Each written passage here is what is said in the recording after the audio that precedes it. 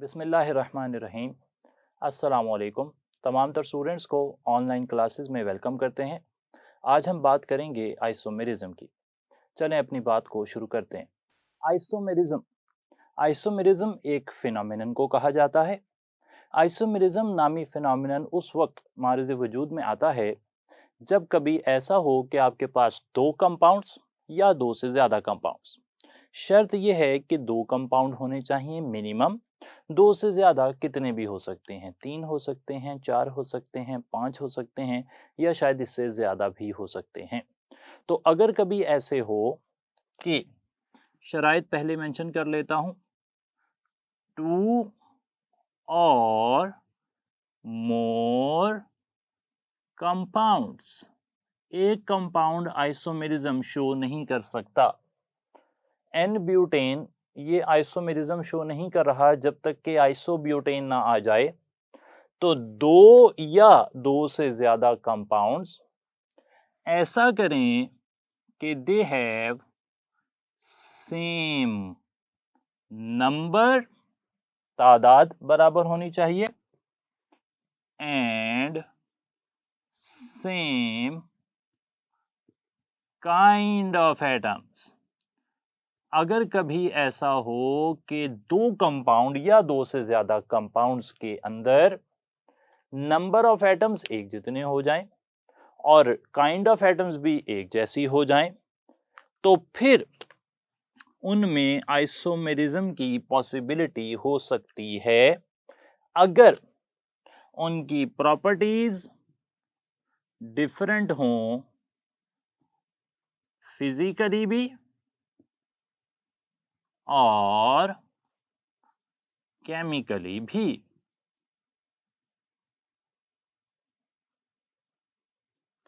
यानी कि समरी, थोड़ी सी एलैबोरेटेड डेफिनेशन हमने लिखी।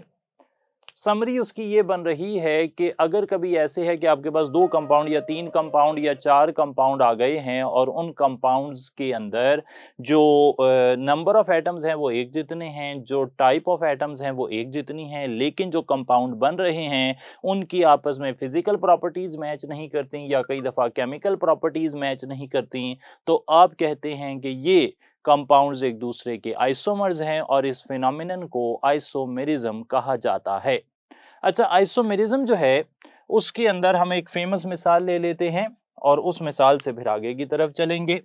देखें जरा कि यहाँ पर CH3 CH2 CH2 CH3, इस कंपाउंड को एन ब्यूटेन कहा जाता है।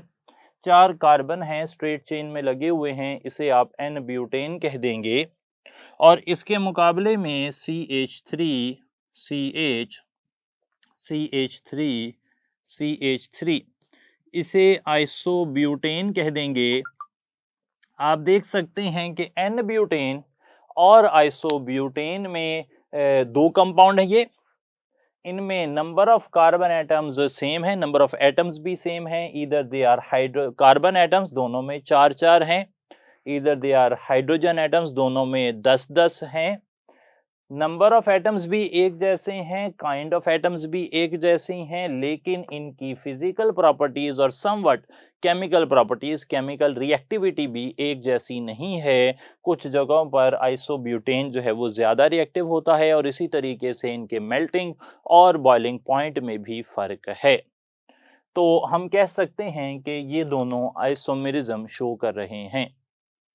एक और बात यहाँ पर मैं ज़रूरी समझता हूँ बताना, वो ये कि आइसोमेरिज्म की डेफिनेशन जो कॉमनली आप याद करते रहे हैं वो ये है कि compounds having same molecular formula but different structural formula, उन्हें आप कहते हैं कि ये आइसोमर्स हैं। ऐसा होता है, ऐसा सोचा है आपने, ऐसा पढ़ा है आपने, लेकिन ये ज़रूरी नहीं है, क्योंकि जो ज्योमेट्रिक आइसोमेरिज्म है सेकंड ईयर 7th चैप्टर के अंदर जिसे सिस ट्रांस आइसोमेरिज्म कहते हैं, उनमें मॉलिक्यूलर फार्मूला भी सेम होता है, स्ट्रक्चरल फार्मूला भी सेम होता है, सिर्फ अरेंजमेंट ऑफ एटम्स जो है वो चेंज होती है। तो यहाँ बताना ज़रूरी है कि जो डेफिनेशन कॉमनली हम आइसोमेरिज्म की पढ़ते हैं वो इतनी ज़्यादा जनरलाइज्ड नहीं है और जनरलाइज्ड करने के लिए ही मैंने यहाँ पर ज़्यादा बेहतर तौर पर आइसोमेरिज्म को डिफाइन किया है कि आइसोमेरिज्म के अंदर नंबर ऑफ एटम सेम हो जाएं, काइंड ऑफ एटम्स सेम हो जाएं, फिजिकल और केमिकल प्रॉपर्टीज में अगर चेंजिंग आ जाए तो वो 2 या 3 या 4 या 5 कंपाउंड जो हैं वो आपस में एक दूसरे के आइसोमर्स कहलाएंगे। आइसोमेरिज्म को अगर हम क्लासिफाई करने जाएं तो काफ़ी ज़्यादा क्लासेस उसकी बनती हैं, लेकिन हमारे सिलेबस के अंदर आइसोमेरिज्म की दो मेन क्लासेस को डिस्कस किया गया है। पहले हैं स्ट्रक्चरल आइसोमर्स या स्ट्रक्चरल आइसोमेरिज्म आप उसे कह सकते हैं, और दूसरे हैं cis trans isomerism, cis trans isomers या जियोमेट्रिक आइसोमर्स। तो पहले हम बात करेंगे स्ट्रक्चरल आइसोमेरिज्म की। स्ट्रक्चरल आइसोमेरिज्म,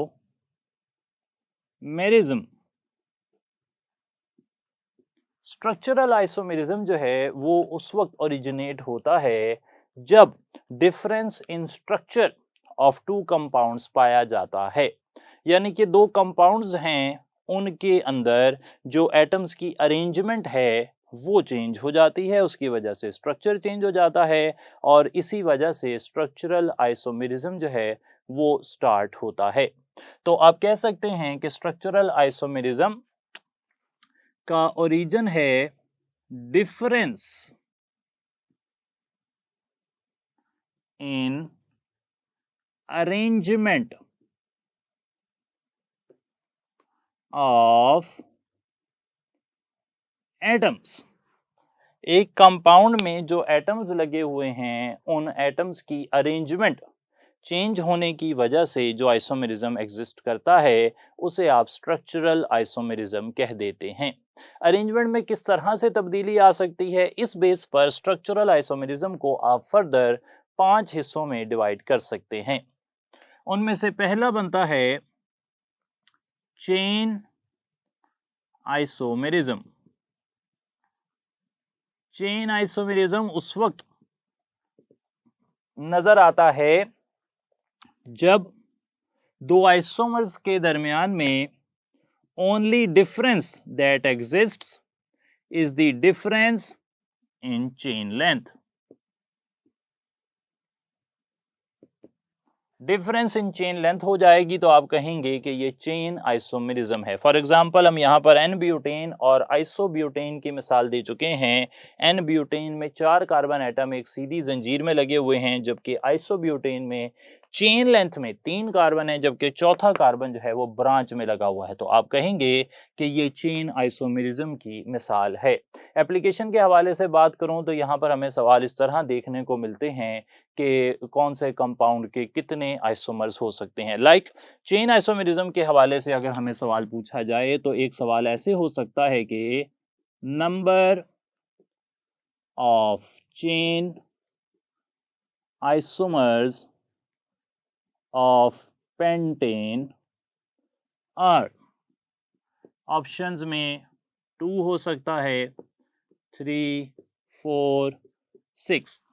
तो चेन आइसोमर्स पेंटेन के कितने हो सकते हैं? अच्छा, चेन आइसोमर्स जो है ना अभी स्टार्ट में है, हम बहुत अर्ली है तैयारी का हिस्सा हमारा, तो इसमें हम ना प्रैक्टिस करेंगे कि हम उन्हें निकाल कर देखें। जब भी कोई सवाल यहाँ पर ही आप जो प्रैक्टिस बुक देख रहे होंगे उसके अंदर जो भी सवाल हैं उनको आपने ना सॉल्व करके देखना है, ऐसे ही गैस नहीं लगा लेना रैंडम। तो उन्हें सॉल्व करें ताकि आपकी थोड़ी प्रैक्टिस हो जाए। फॉर एग्जांपल पेंटेन जो है इसके अंदर 1, 2, 3, 4, 5 कार्बन एटम हो सकते हैं और वो स्ट्रेट चेन में लगे हो सकते हैं, या फिर ऐसे हो सकता है कि 1, 2, 3, 4 एटम स्ट्रेट चेन में लगे हों, एक ब्रांच आ जाए तो ये एक और आइसोमर हो गया, चेन आइसोमर है पेंटेन का। और एक ऑप्शन ये है कि 1, 2, 3 एटम स्ट्रेट चेन में आ जाएं और साथ 2 ब्रांचेस आपको मिल जाएं, और कोई ऑप्शन यहाँ पर नहीं बनता। इसकी वजह यह है कि अगर ये कार्बन यहाँ भी लगा होगा इस वाले कार्बन के साथ, तब भी ये आइसोपेंटेन ही रहेगा। तो आप देख सकते हैं कि शॉर्ट फॉर्म जो है ना उसमें हम हाइड्रोजन पूरे नहीं करते। पेंटेन है तो हमें पता है कि कार्बन 5 हैं, तो उसके हिसाब से हमने आइसोमर्स बना लिए। यहाँ पर 3 आइसोमर बन रहे हैं, तो आप कहेंगे कि पेंटेन के आइसोमर्स चेन आइसोमर्स या स्ट्रक्चरल आइसोमर्स चेन आइसोमेरिज्म जो है वो स्ट्रक्चरल आइसोमेरिज्म की ही फर्दर टाइप है, तो स्ट्रक्चरल आइसोमर्स भी पेंटेन के 3 हैं और चेन आइसोमर्स भी 3 ही काउंट होंगे। अच्छा, यहाँ पर एक और बात जरा देख लें कि ऐसा कार्बन हाईलाइट कर लेते हैं, ऐसा कार्बन जो आगे फर्दर एक कार्बन से जुड़ा होगा, यहाँ पर एल्केन्स की बात हो रही है, आगे जाकर कुछ और बातें भी होंगी लेकिन फिलहाल एल्केन्स की बात चल रही है, हाइड्रोकार्बन्स की ओवरऑल बात चल रही है कि अगर कार्बन फर्दर एक कार्बन से जुड़ा हुआ है तो आप उसे प्राइमरी कार्बन कह देते हैं। 1 के ऊपर नॉट डाल देंगे तो ये हो जाएगा प्राइमरी कार्बन। ऐसा कार्बन जो आगे 2 कार्बन से जुड़ा हो उसे आप सेकेंडरी कार्बन कह देते हैं, सेकेंडरी कार्बन इसका नाम हो जाएगा। इसी तरीके से ऐसा कार्बन जो कि आगे 3 कार्बन से जुड़ा हो उसे आप टर्शरी कार्बन कहते हैं, और अगर कभी ऐसा हो जाए कि एक कार्बन आगे 4 कार्बन से जुड़ा हो तो उसे आप क्वार्टरनरी कार्बन कह देते हैं। तो 4 तरह के कार्बन जो हैं वो एग्जिस्ट करते हैं, प्राइमरी, सेकेंडरी, टर्शरी, क्वार्टरनरी। तो ये सारे आपके माइंड में होने चाहिए और आपको काउंट भी करने आने चाहिए कि किसी कंपाउंड में कितने प्राइमरी या सेकेंडरी या टर्शरी या क्वार्टरनरी कार्बन जो हैं वो मौजूद हैं। मिसाल के तौर पर अगर आपसे इस तरह सवाल पूछ लिया जाए कि एक ये स्ट्रक्चर है,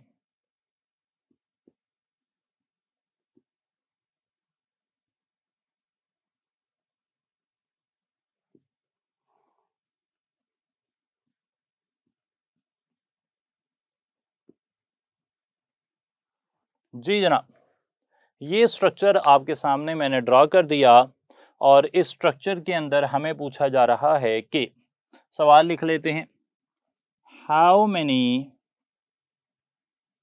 secondary carbons are there in the given molecule. Option में 2, 4, 5, 6 ये सारे ऑप्शन आ गए आपके पास। अब हमने अभी जो डिस्कशन की उसके हिसाब से ये बात फाइनल हो चुकी है कि अगर एक कार्बन आगे सिर्फ एक ही कार्बन से जुड़ा हुआ है तो आप उसे प्राइमरी कहेंगे, अगर वो आगे 2 कार्बन से जुड़ा हुआ है आप उसे सेकेंडरी कहेंगे, अगर वो आगे 3 कार्बन से जुड़ा हुआ है तो आप उसे टर्शरी कहेंगे, और अगर वो आगे 4 कार्बन से जुड़ा हुआ है तो आप उसे क्वार्टरनरी कहेंगे। हमें पूछे गए हैं सेकेंडरी कार्बन्स। सेकेंडरी कार्बन्स जो आगे 2 कार्बन से जुड़े हों, मैं काट देता हूं, ये प्राइमरी है, ये तो नहीं सही। Primary, tertiary, tertiary, primary, primary, primary, tertiary, ये सारे जो मैंने काट दिए हैं वो या तो प्राइमरी थे या टर्शरी थे, इनमें से कोई भी सेकेंडरी नहीं था। सेकेंडरी कार्बन बन रहा है CH2 और CH2। हाइड्रोकार्बन्स में असल में जो CH2 ग्रुप है ना, जाहिर बात है कि CH2 का मतलब है कि कार्बन ने 4 में से 2 बॉन्ड CH2 हाइड्रोजन से बना लिए हैं, तो बाकी दोनों साइड पर वो कार्बन से जुड़ा होगा। हाइड्रोकार्बन्स में CH2 जो है it is a symbol of secondary carbon. सही हो गई जी बात। CH3 जो है वो जाहिर बात है उसने एक बॉन्ड बनाया होगा, तो CH3 हो तो वो प्राइमरी होता है, CH2 हो हाइड्रोकार्बन में तो वो सेकेंडरी होता है, और अगर CH हो तो वो टर्शरी होता है, और अगर C अकेला हो, चारों तरफ कार्बन हो, तो फिर उसे क्वार्टरनरी कहा जाता है। ये एक एक्स्ट्रा इन्फॉर्मेशन मेन थीम के साथ साथ हमने आपसे डिस्कस की। तो ये था जी चेन आइसोमेरिज्म। होपफुली आप आइडिया जो है वो चेन आइसोमेरिज्म का समझ चुके हैं। अब हम आगे चल रहे हैं और आइसोमेरिज्म आ गया है position isomerism. Position isomerism, position isomerism में फंक्शनल ग्रुप सेम होता है, कंपाउंड के अंदर उसकी पोजीशन चेंज हो जाती है। सही है जनाब। यहां पर क्या हो रहा है, positional isomerism arises due to the difference in position of same functional group एक ही फंक्शनल ग्रुप है, उसकी पोजीशन जो है वो चेंज हो जाएगी। सही है जनाब। फंक्शनल ग्रुप आमतौर पर ऐसे वाले होते हैं पोजीशनल आइसोमेरिज्म में जो कि टर्मिनल फंक्शनल ग्रुप्स भी हो सकते हैं। Terminal functional groups. अच्छा, ये जो वर्ड है टर्मिनल, टर्मिनल जो है वो कोने से, एंड से, सिरे से निकला है, इंग्लिश उसकी ट्रांसलेशन है टर्मिनल। तो टर्मिनल फंक्शनल ग्रुप्स ऐसे फंक्शनल ग्रुप्स होते हैं जो जो है वो कोने पर आ सकते हैं, जो चेन के आखिर में आ सकते हैं। चेन के आखिर में आने से मैं मुराद यहाँ पर ये ले रहा हूँ कि अगर CH3 CH2 CH2 Cl ये कंपाउंड है तो इसका नाम आप रखेंगे 1-क्लोरो प्रोपेन। आप इस फंक्शनल ग्रुप को 1 पर रख सकते हैं। ऐसे फंक्शनल ग्रुप्स जिनका नाम 1 दिया जा सकता है वो जो है वो टर्मिनल फंक्शनल ग्रुप्स कहलाते हैं।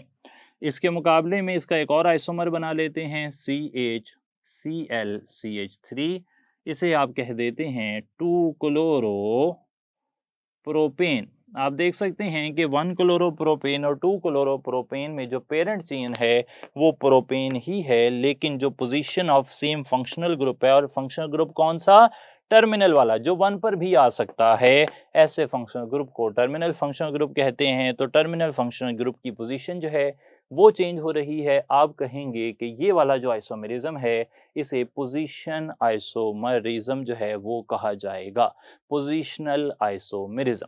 सही है जी बात। पोजीशनल आइसोमेरिज्म के हवाले से ये आपने बात नोट कर लेनी है, और अब इसके हवाले से एक सवाल भी देख लेते हैं, फिर आगे की तरफ चलेंगे।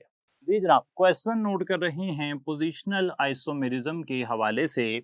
तो सवाल ये आ गया फॉर एग्जांपल हमें कि एक CH3 CH2 CH2 CH2 Cl ये कंपाउंड है, और इसके मुकाबले में CH3 CH2 C CH3 CHCl एक ये कंपाउंड है।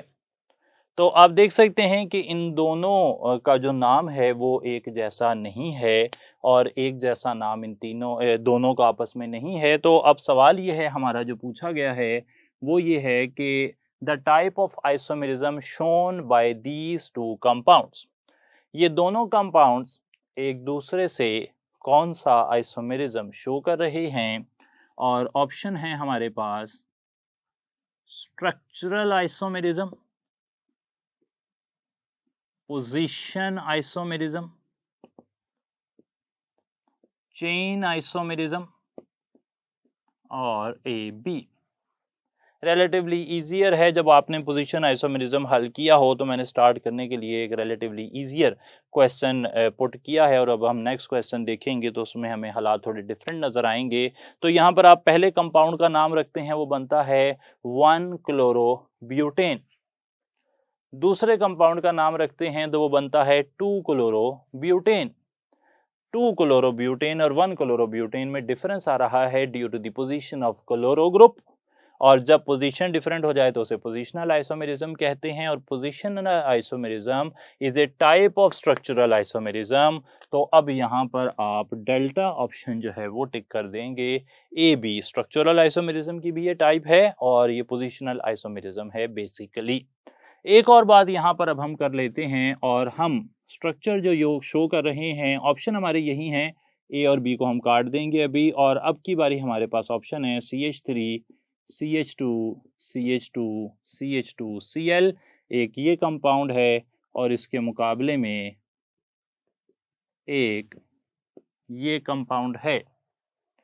आप देख सकते हैं कि ये N-ब्यूटाइल क्लोराइड है, जिसे 1-क्लोरोब्यूटेन भी कहते हैं। और ये वाला जो कंपाउंड मैंने यहाँ पर लिखा है, ये वाला जो कंपाउंड यहाँ पर लिखा है, इन कंपाउंड का नाम मैं रख दूंगा 2-क्लोरो 2-मिथाइल प्रोपेन। 2 पर ही क्लोरो चेन ये सिलेक्ट कर लिया आपने। इस चेन में 2 जो कार्बन है, सेंटर वाला जो कार्बन है वही क्लोरो से जुड़ा हुआ है, वही मिथाइल से जुड़ा हुआ है और टोटल कंपाउंड है प्रोपेन। अब यहां पर हमें सवाल पूछा जा रहा है कि what type of isomerism is shown by these compounds, यानी कि 1 क्लोरोब्यूटेन और 2 क्लोरो 2 मिथाइल ब्यूटेन ये आपस में किस किस्म का आइसोमेरिज्म शो कर रहे हैं। ऑप्शन है हमारे पास structural isomerism, position isomerism, chain isomerism और एसी। तो अब यहां पर आपने देखना है, गौर से समझना है कि इन दोनों आइसोमर्स में जो प्रॉब्लम आ रही है, जो डिफरेंस है, पॉइंट ऑफ डिफरेंस है, वो क्या है। पीछे पॉइंट ऑफ डिफरेंस क्या था, आपने उसका नाम रखा 1 क्लोरोब्यूटेन 2 क्लोरोब्यूटेन। पेरेंट चेन को देखें, नाम खत्म कहां पर हो रहा है, 1 chloropropane 2 chloropropane. Propane is a chain, propane is a chain, chain same है, पोजीशन चेंज हो रही है एक ही आइसोमर की। चेन सेम है, पोजीशन चेंज हो रही है एक ही फंक्शनल ग्रुप की, एक ही फंक्शनल ग्रुप की पोजीशन चेंज हो रही है। आप कहेंगे कि चेन सेम है, पोजीशन चेंज हो रही है, तो भाई पोजीशनल आइसोमेरिज्म। यहां पर क्या था, 1 क्लोरोब्यूटेन ब्यूटेन चेन है, 2 क्लोरोब्यूटेन ब्यूटेन चेन है। चेन सेम है, अगर चेन सेम है और फिर पोजीशन चेंज हो रही है सेम फंक्शनल ग्रुप की, तो से आप कहते हैं कि ये पोजीशनल आइसोमेरिज्म है। जबकि इस मिसाल में नाम देखें 1 क्लोरोब्यूटेन, देख लेते हैं, यहां पर है जी ब्यूटेन और यहां पर पेरेंट चेन है 2 chloro 2 methyl propane. Chain different हो गई। नाम चेन कहां से पता लगता है, पेरेंट चेन एंड पे लिखा होता है नाम के। तो जब आप नाम लिखेंगे तो आपको पता लगेगा कि या तो नाम सेम रहेगा, नाम सेम है मतलब चेन सेम है, चेन सेम है तो चेन आइसोमेरिज्म तो नहीं हो सकता। फिर अगर फंक्शनल ग्रुप सेम रह के उसकी पोजीशन चेंज होगी, पोजीशनल आइसोमेरिज्म।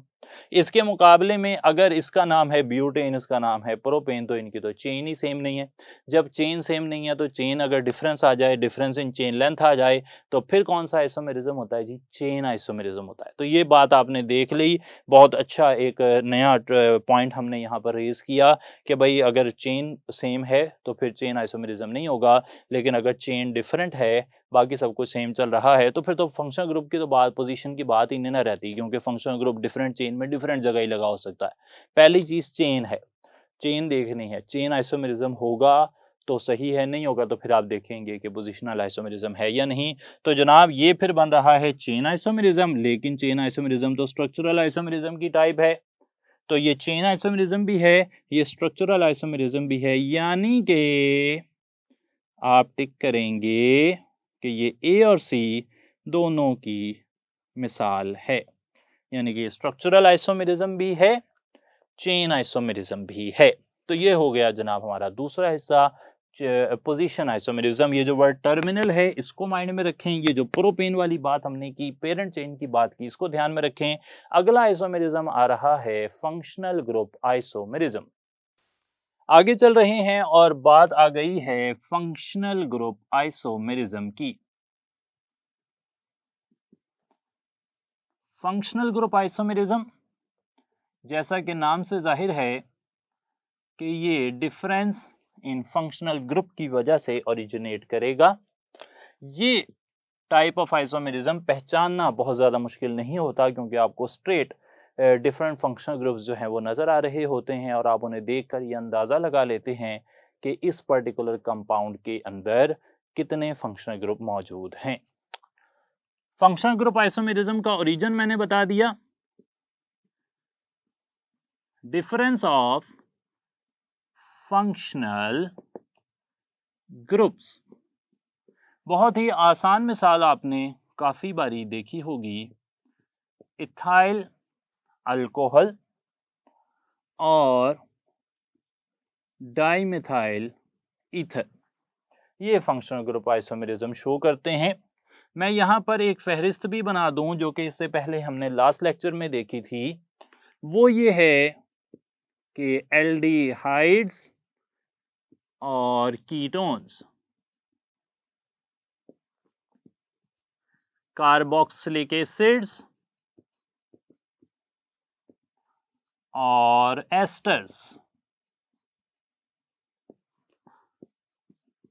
अल्कोहल्स और ईथर्स, ये ऐसे कंपाउंड हैं जो आपस में फंक्शनल ग्रुप आइसोमेरिज्म शो कर सकते हैं।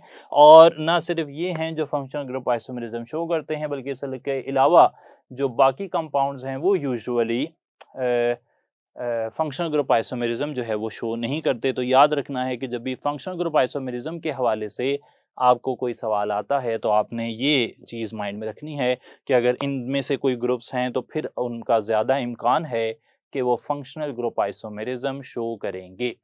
अच्छा जनाब, अब फिर एक क्वेश्चन देख लेते हैं इस हवाले से, और क्वेश्चन बड़ा इंटरेस्टिंग है। ये देखें ज़रा, CH3 CH3 single double bond, बल्कि डबल बॉन्ड नहीं करते, यहाँ पे सिंगल बॉन्ड आ जाएगा, CH डबल बॉन्ड NH। ये कंपाउंड आ गया हमारे पास। कार्बन की वैलेंसी देख लें, 4 ही है, बिल्कुल सही है, सारा कुछ यहाँ पर सही नजर आ रहा है। इसके मुकाबले में एक और कंपाउंड है, ये लें, ये कंपाउंड चेंज हो रहा है, आइसोमेराइज हो रहा है, और यहाँ पर CH3 C double bond CH3 CH2 NH2। अच्छा, ये जो शिफ्टिंग हो रही है ना, इस पर भी बात कर लेते हैं। ये हमारा नेक्स्ट टाइप ऑफ आइसोमेरिज्म है, तो उसको कर लेते हैं, फिर वापस इस इंफॉर्मेशन पर आएंगे, इस सवाल पर आएंगे, तो इस सवाल की वर्थ जो है वो और ज्यादा बढ़ जाएगी। जनाब, वो आइसोमेरिज्म जो है वो होता है टॉटोमेरिज्म। टॉटोमेरिज्म किसे कहते हैं? टॉटोमेरिज्म होता यह है कि अगर एक कंपाउंड में एक मॉलिक्यूल के अंदर एक सिरे से, एक कोने से, एक हिस्से से, एक पार्ट से एक प्रोटॉन उठकर दूसरी जगह चला जाए, यानी कि proton transfer within the molecule हो जाए, due to proton transfer within the molecule, molecule के अंदर ही प्रोटॉन ट्रांसफर अगर हो जाए तो फिर जो आइसोमेरिज्म बनता है वो टॉटोमेरिज्म होता है। उसके लिए हम यही मिसाल समझ लेते हैं, फिर इस मिसाल से आगे एक सवाल भी देख लेंगे। ये देखें जरा, इस कंपाउंड में हो ये रहा है कि यहाँ पर CH डबल बॉन्ड NH ये ग्रुप पाया जा रहा है, और इस ग्रुप के साथ एक कार्बन है जिसके पास हाइड्रोजन मौजूद है। अच्छा, अब इस हाइड्रोजन को अगर मैं थोड़ा सा वाजे करके लिखता हूं, ये देखें, इस हाइड्रोजन को ऐसे भी लिखा जा सकता है। याद होगा आपको हमारा ओरिएंटेशन का लेक्चर, जिसमें हमने कहा था कि एग्जामिनर आपको परेशान करता है कुछ ऐसे सवालों से, कुछ ऐसे फॉर्मूला से जो कि आपने उससे पहले किताब में नहीं देखे होते, और यही सोर्स है उस कंफ्यूजन का, उस परेशानी का, जो हमारे पेपर है उसको मुश्किल बनाती है। तो यहाँ पर आपने बिल्कुल 2 नए मॉलिक्यूल देखे हैं। अच्छा, अब यहाँ पर हो ये रहा है कि ये हाइड्रोजन, ये प्रोटॉन यहाँ से वो ट्रांसफर हो रहा है, विद इन दी मॉलिक्यूल। गौर करें सर, हाइड्रोजन इधर चला गया, NH बन गया NH2, और इस कार्बन के साथ हाइड्रोजन था, अब नहीं है। हाइड्रोजन गया कैसे है? In the form of proton H positive. तो ये हुई है जी proton transfer within the molecule. इस अमल को क्या कहते हैं? टॉटोमेराइजेशन। और ये जो ये दोनों आपस में क्या कहलाएंगे? ये कहलाएंगे टॉटोमर्स। टॉटोमर्स कैसे कंपाउंड होते हैं? जो proton transfer within the molecule से बनते हैं। इसके अलावा टॉटोमेरिज्म की एक और मिसाल भी देखी जा सकती है। ये देखें जरा, इसे कहते हैं अमाइनो एसिड। इसमें COOH एसिडिक ग्रुप होता है, अमाइनो बेसिक ग्रुप होता है। तो एसिडिक ग्रुप से बेसिक ग्रुप की तरफ प्रोटॉन ट्रांसफर हो गया, इसे भी टॉटोमेरिज्म कहेंगे। तो ये भी टॉटोमेरिज्म की ही एक मिसाल है। अच्छा, अब यहाँ पर इस टॉटोमर को मैं 1 कह रहा हूं और इस टॉटोमर को मैं 2 कह रहा हूं। सवाल ये पूछा हमने, how many functional groups are there in 1 and 2? पहले टॉटोमर और दूसरे टॉटोमर में कितने कितने फंक्शनल ग्रुप हैं। देखें आप कि किस तरह एग्जामिनर इस्तेमाल करता है किसी एक टॉपिक की एक एग्जांपल को किसी और टॉपिक की कोई और बात पूछने के लिए। तो बात चल रही थी टॉटोमेरिज्म की, एग्जामिनर ने सवाल यहां से फंक्शनल ग्रुप्स का पूछ लिया। तो देखते हैं जरा ऑप्शन क्या है। Both have two functional groups. Both have one functional group. One has one functional group while two has two functional groups. और लास्ट में ऑप्शन है one has two functional groups while two has one functional group. सही जनाब। तो ये हमने आपके साथ ऑप्शन शेयर कर लिए। ऑप्शंस यहाँ पर कई दफ़ा जो है वो आपको अंदाज़ा हो रहा है कि पढ़कर देखकर हल करने पड़ेंगे। तो मैं स्टार्ट लेता हूँ जनाब कि यहाँ पर किस कंपाउंड में कितने फंक्शनल ग्रुप नज़र आ रहे हैं। कई दफ़ा अगर ऑप्शंस काफ़ी बड़े हों, काफ़ी मिसलीडिंग टाइप के लग रहे हों, तो आप पहले सवाल को हल करेंगे, खुद से हल करेंगे, खुद से अपनी इंफॉर्मेशन सोचेंगे, ध्यान लगाएंगे कि किस में कितने फंक्शनल ग्रुप या कोई भी चीज़ जो रिक्वायर्ड है वो कितनी नज़र आ रही है, फिर ऑप्शंस की तरफ जाएंगे। क्योंकि कई दफ़ा इस तरह के ऑप्शंस जो हैं ये हमें परेशान कर देते हैं और हम जज्ब में गलती करने का यहाँ पर चांस जो है वो ज़्यादा होता है। मैं यहाँ से बात करता हूँ इस कंपाउंड में मुझे कितने फंक्शनल ग्रुप नज़र आ रहे हैं। NH2 जो है इसे अमाइनो फंक्शनल ग्रुप कहते हैं, सभी जानते होंगे आप। और C डबल बॉन्ड जो है एक और फंक्शनल ग्रुप है। तो यहाँ पर दो फंक्शनल ग्रुप हैं, 2 के अंदर दो फंक्शनल ग्रुप्स हैं। अब मैं देखता हूँ 1 के अंदर कितने फंक्शनल ग्रुप्स हैं। 1 के अंदर फंक्शनल ग्रुप है सिर्फ एक, कौन सा? Double bond NH, imine. यहाँ पर गलती नहीं करनी कि डबल बॉन्ड अलग है NH अलग है, ऐसे नहीं है। डबल बॉन्ड NH अकेला एक ही फंक्शनल ग्रुप है और उसे इमीन कहते हैं, इमीनो कहते हैं उन कंपाउंड्स को या जिनमें ये पाया जाता है, इमीनो ग्रुप पाया जाता है। तो यहाँ पर एक फंक्शनल ग्रुप है। तो आप कह सकते हैं कि पहले वाले टॉटोमर में एक फंक्शनल ग्रुप है जबकि दूसरे वाले टॉटोमर में दो फंक्शनल ग्रुप हैं। चार्ली ऑप्शन सही लग रहा है। 1 has 1 while 2 has 2 functional groups. ये बात आपने देख ली, तो ये भी एक अच्छी इंफॉर्मेशन थी यहाँ से। अब आगे एक और सवाल भी देख लेते हैं। नेक्स्ट क्वेश्चन हमसे ये पूछा जा रहा है कि CH2 double bond CH single bond OH and CH3 C double bond OH show isomerism. ये कौन सा आइसोमेरिज्म शो करते हैं?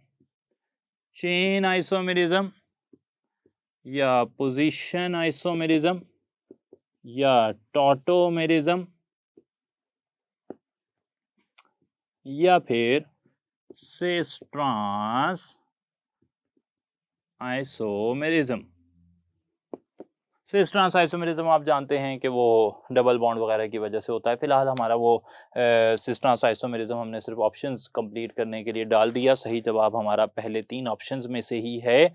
तो 2 कंपाउंड्स हैं आपके पास और ये कौन सा आइसोमेरिज्म शो करते हैं। गौर से देखें जरा कि इन 2 कंपाउंड्स में फ़र्क है क्या, तो आपको पता लगेगा कि कुल मिलाकर फ़र्क ये है कि ये ओल या OH अल्कोहल वाला जो H है वो अगर मैं यहां से उठाकर इस कार्बन को दे देता हूं, प्रोटॉन ट्रांसफर कर देता हूं इस कार्बन के पास, तो proton transfer within the molecule की वजह से, proton transfer within the molecule की वजह से ये H जब इधर आएगा तो ये बन जाएगा CH3 बन जाएगा। ये C डबल बॉन्ड O हो जाएगा, यानी कि ये बॉन्ड इधर आ जाता है, डबल बॉन्ड सिंगल में जाएगा, यहाँ इसे और थोड़ा सा वाज़े कर लेते हैं, मुझे लगता है कि कुछ लोगों को परेशानी हो रही होगी इसको समझने में, तो मैं लिख लेता हूँ HOCH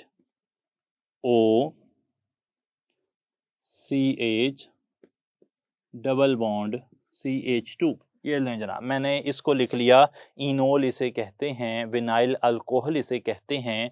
और अब मैंने यहाँ से शो किया कि ये डबल बॉन्ड इधर आ गया कार्बन और हाइड्रोजन के बीच में, ये ऑक्सीजन हाइड्रोजन का बॉन्ड यहाँ पर शिफ्ट हो गया। देखें क्या बन गया, CH2 और एक hydrogen CH3, double bond single bond बन गया और सिंगल बॉन्ड डबल बॉन्ड बन गया। आप इसे मिलाकर भी लिख सकते हैं, ये सब बन जाएगा CH3, ये बन जाएगा C डबल बॉन्ड O, ये हाइड्रोजन आ गई एसीटल्डिहाइड। तो आपने देखा कि विनाइल अल्कोहल और एसीटल्डिहाइड एक दूसरे के आइसोमर्स हैं। और आइसोमर्स कैसे बन गए, ये proton transfer within the molecule की वजह से आप इन्हें कहेंगे कि ये हैं टॉटोमर्स, यानी कि ये शो कर रहे हैं टॉटोमेरिज्म।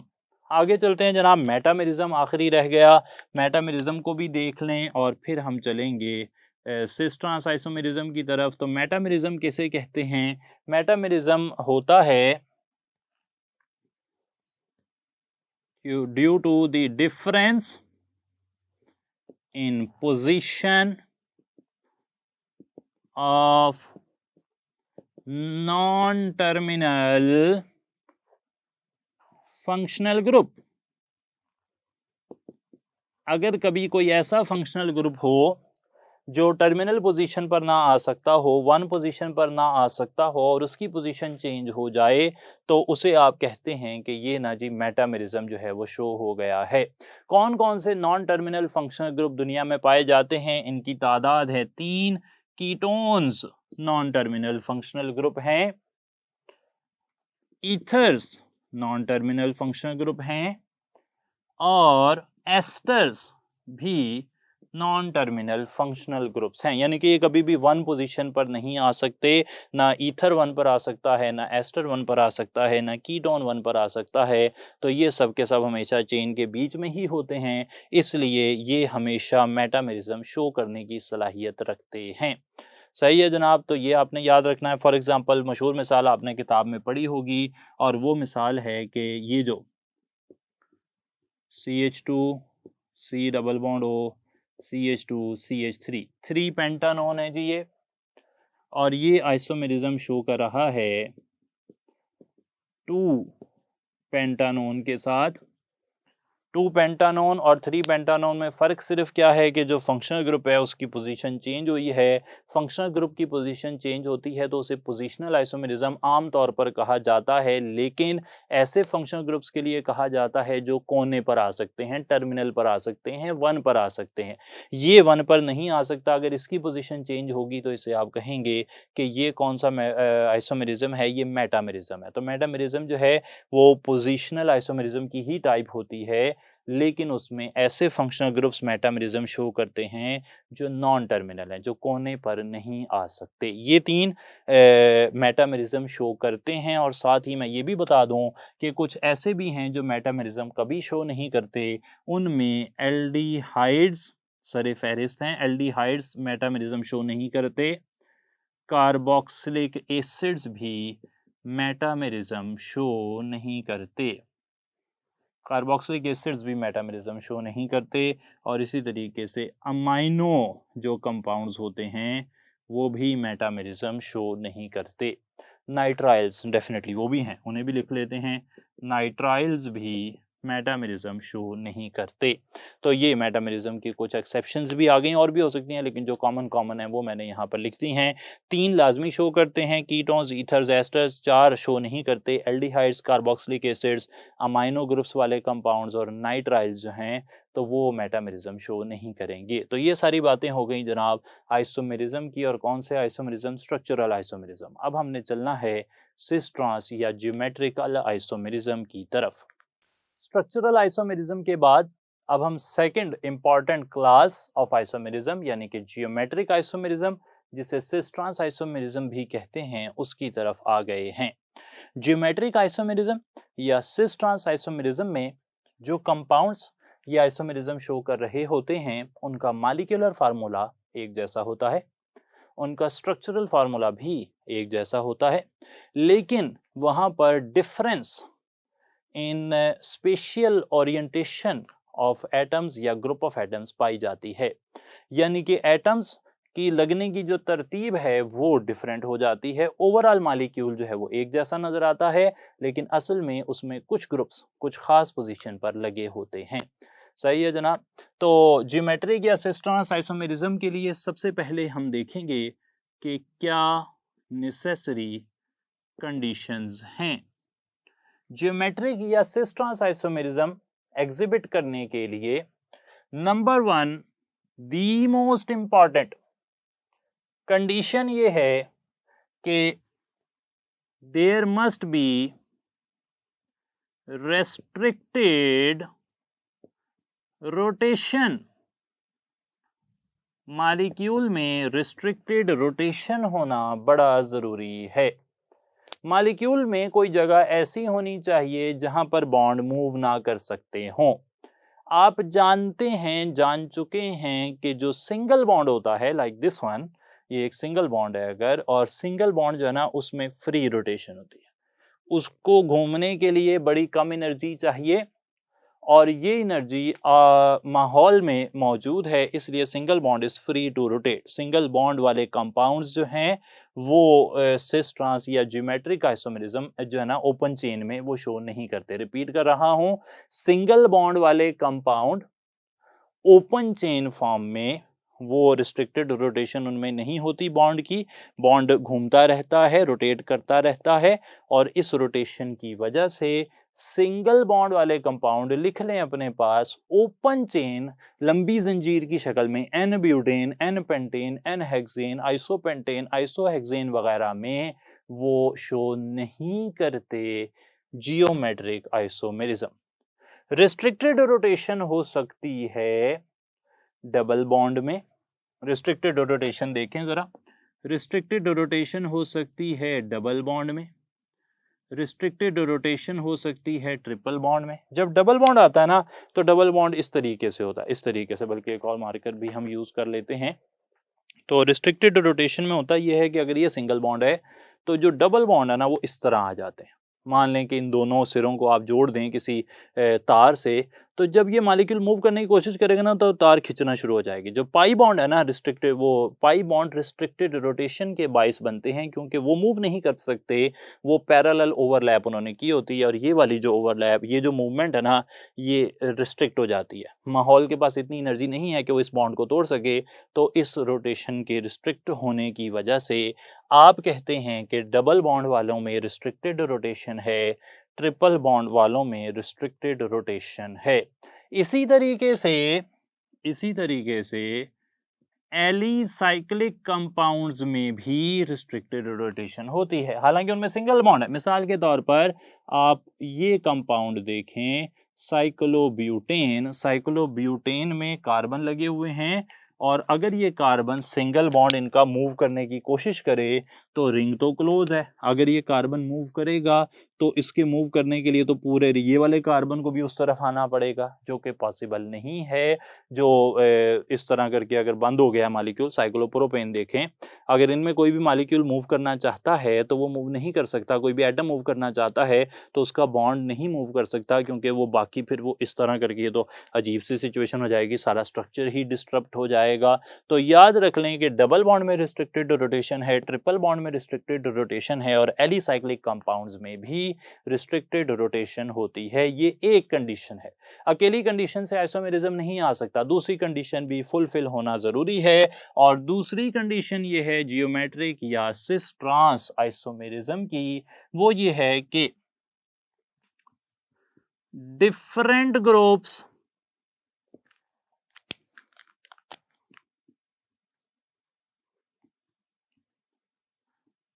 attachment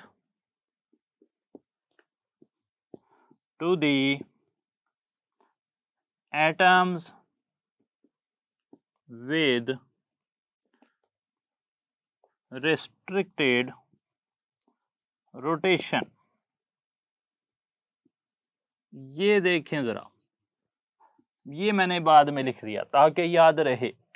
तो different groups attachment to the atoms with restricted rotation. पहली शर्त क्या है कि एटम्स में रिस्ट्रिक्टेड, मॉलिक्यूल में रिस्ट्रिक्टेड रोटेशन होनी चाहिए। रिस्ट्रिक्टेड रोटेशन आती है डबल बॉन्ड से, ट्रिपल बॉन्ड से, एलिसाइक्लिक कंपाउंड से। अगली शर्त ज्योमेट्रिक आइसोमेरिज्म की क्या है कि जो रिस्ट्रिक्टेड रोटेशन वाला एटम है उसके साथ डिफरेंट ग्रुप्स लगे होने चाहिए। कितने? दो ग्रुप्स डिफरेंट लगे होने चाहिए। अगर दोनों ग्रुप्स एक जैसे हैं तो फिर वो आइसोमेरिज्म शो नहीं करेगा। मिसाल लेते हैं ये सारी बात को सम अप करने के लिए। देखें जरा, मैं आपके सामने एक मॉलिक्यूल लिखता हूं, carbon CH3 CH2 CH2 CH3, butane है जी। क्या ये सिस ट्रांस आइसोमेरिज्म शो कर सकता है? आप कहेंगे नहीं, इसमें रिस्ट्रिक्टेड रोटेशन नहीं है, इसमें सिंगल बॉन्ड है, ये शो नहीं कर सकता। अगला मॉलिक्यूल मैं आपके सामने लिखता हूं, मैं कहता हूं CH3 CH2 CH double bond CH2, 1 butene है। क्या ये सिस ट्रांस आइसोमेरिज्म शो कर सकती है? आप कहेंगे कि जी रिस्ट्रिक्टेड रोटेशन, डबल बॉन्ड है, इसमें पहली कंडीशन पूरी होती है, लेकिन दूसरी कंडीशन ये है कि जो एटम्स में रिस्ट्रिक्टेड रोटेशन है, जो एटम्स में डबल बॉन्ड है, ये देखें इस एटम ने डबल बॉन्ड बनाया हुआ है, इस एटम ने डबल बॉन्ड बनाया हुआ है, तो डिफरेंट टू ग्रुप्स अटैच होने चाहिए इन कार्बन के साथ, इस कार्बन के साथ भी, इस कार्बन के साथ भी। तो हमें पता लगता है कि जो राइट साइड वाला कार्बन है इसके साथ एक हाइड्रोजन लगी हुई है, दूसरी भी हाइड्रोजन लगी हुई है। ये डिफरेंट टू ग्रुप्स नहीं हैं, टू डिफरेंट ग्रुप्स नहीं हैं, एक ही ग्रुप है, हाइड्रोजन ऊपर हाइड्रोजन नीचे। तो यहाँ पर हालांकि रिस्ट्रिक्टेड रोटेशन है, लेकिन यहाँ पर एटम्स जो हैं वो एक ही लगे हुए हैं। तो फिर आप कहेंगे कि जनाब ये भी सिस ट्रांस आइसोमेरिज्म शो नहीं कर सकता। एक और मॉलिक्यूल देखते हैं, CH3 CH2 C triple bond CH, क्या ये सिस ट्रांस आइसोमेरिज्म शो कर सकता है? आप कहेंगे कि रिस्ट्रिक्टेड रोटेशन है, ट्रिपल बॉन्ड है। जी हाँ, पहली कंडीशन के हिसाब से तो ये होगा सिस ट्रांस आइसोमेरिज्म शो करने वाला, लेकिन दूसरी कंडीशन ये है कि जो एटम्स में रिस्ट्रिक्टेड रोटेशन है उनके साथ दो डिफरेंट ग्रुप लगे होने चाहिए। तो यहाँ पर जो कार्बन है उसके साथ सिर्फ एक ही ग्रुप लगा है, क्योंकि वैलेंसी पूरी हो गई है। जब दो ग्रुप लग ही नहीं सकते, तो यहाँ से मैं फाइनल करता चलूँ कि ये भी सिस ट्रांस आइसोमेरिज्म शो नहीं करेगा। और बेहतर कर लेता हूँ कि कोई भी एल्कीन्स, हालांकि उनमें रिस्ट्रिक्टेड रोटेशन है, वो शो नहीं करते सिस ट्रांस आइसोमेरिज्म या जियोमेट्रिक आइसोमेरिज्म। याद रख लें, लिखते जाएं इन बातों को। अच्छा, फिर अब हमने एक और मॉलिक्यूल लिख लिया और अब हम मॉलिक्यूल लिख रहे हैं ये वाला, CH3 CH double bond CH3H। इस मॉलिक्यूल का नाम है 2 ब्यूटीन। क्या इसे सिस ट्रांस आइसोमेरिज्म शो करना चाहिए? तो हम कहेंगे कि रिस्ट्रिक्टेड रोटेशन है। जी हाँ, बिल्कुल है। क्या दो डिफरेंट ग्रुप लगे हुए हैं उन एटम्स के साथ जिन्होंने रिस्ट्रिक्टेड रोटेशन रखी हुई है? लाइक ये कार्बन रिस्ट्रिक्टेड रोटेशन वाला है, डबल बॉन्ड वाला है, और दूसरे वाला कार्बन, इस कार्बन के साथ भी CH3 और H दो डिफरेंट ग्रुप हैं, इस कार्बन के साथ भी CH3 और H दो डिफरेंट ग्रुप हैं। तो यहाँ पे डिफरेंट ग्रुप हैं, यानी कि ये सिस ट्रांस आइसोमेरिज्म शो कर सकता है। और जो compound cis trans isomerism show करते हैं उनमें अगर लाइक ग्रुप्स, एक जैसे ग्रुप CH3 CH3 H एक जैसे ग्रुप एक जैसी साइड पर आ जाएं, एक तरफ आ जाएं, तो उसे आप कहते हैं सिस आइसोमर। सिस का मतलब सेम साइड। और अगर ऐसा हो जाए कि ये जो लाइक ग्रुप्स हैं, CH3 है और CH3 है, लाइक ग्रुप्स जो हैं वो ऑपोजिट साइड पर आ जाएं, यहां पर देखें ये ऑपोजिट साइड पर आ गए, तो आप इसे कहेंगे कि ये ट्रांस आइसोमर है। तो सिस और ट्रांस की डेफिनेशन हमने आपके सामने कर दी। लाइक ग्रुप सेम साइड पर हों तो सिस, ऑपोजिट साइड पर हों तो ट्रांस। तो ये सिस ट्रांस आइसोमेरिज्म शो करेगा। लिख लेते हैं कि ये सिस ट्रांस आइसोमेरिज्म शो करेगा। अब एक क्वेश्चन लिख लेते हैं, पास पेपर में ये सवाल आया, इससे मिलता जुलता सवाल था, थोड़ी सी स्टेटमेंट चेंज की है हमने बस। Which of these can show cis trans isomerism? Option देखें जरा, बी ऑप्शन देखें जरा, सी ऑप्शन देखें जरा,